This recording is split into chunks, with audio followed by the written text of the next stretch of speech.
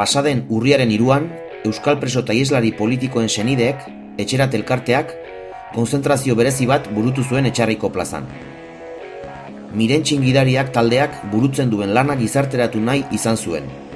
Euskal presoak bisitatzera joaten diren senide eta lagunak espetxetara eramatea arduratzen diren boluntarioak dira.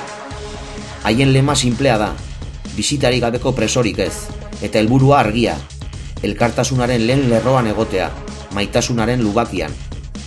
Konzentrazioan 8 furgoneta jarri ziren, bakoitzak herriko eta sakanako preso bakoitzaren izena, kartzela eta kilometro distantzia idatziak zituelarik. Eta pantailan irudiak tartekatzen ziren, errepideak, kartzelak, errepideak berriz, kartzelak berriz. Azkenik, Etxerateko kide batek idatzi bat irakurri zuen, Mirentxin gidariakeko voluntarioen esker ona adieraziz.